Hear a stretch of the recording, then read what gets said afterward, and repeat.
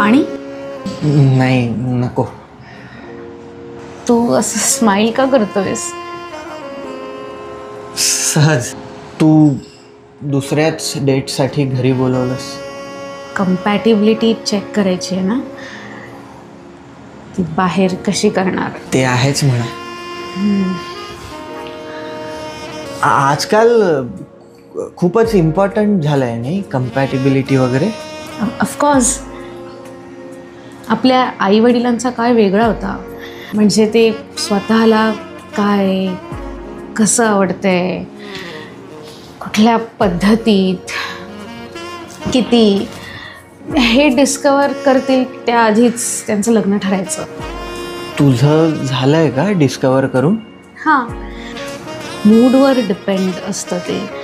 आणि season wise requirements change होतेच. हां.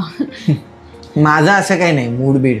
आपलं काय रोजच नाही. म्हणजे रेग्युलरली मला. हो, मला पण रेग्युलरलीच.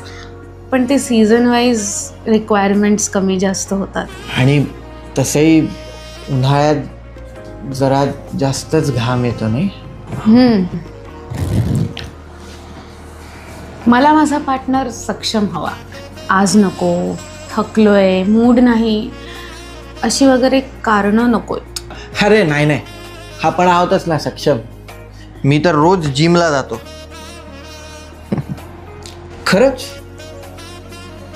आई शपथ जातो, रोजच जातो. नाही, तसं सक्षम नाही.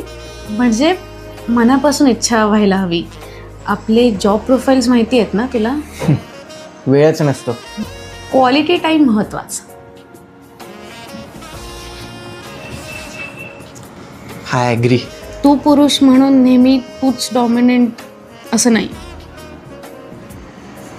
कधी कधी मी लीड करेन.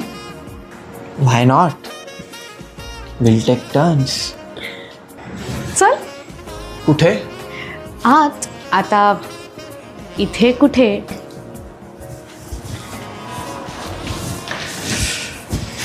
चल. मला कधीच वाटलं नव्हतं की 1 कप चहासाठी 4 चमचे चहा पावडर टाकणारा अजून कोणीतरी व्यक्ती असेल यातून येतो, मी सोडून. सेम.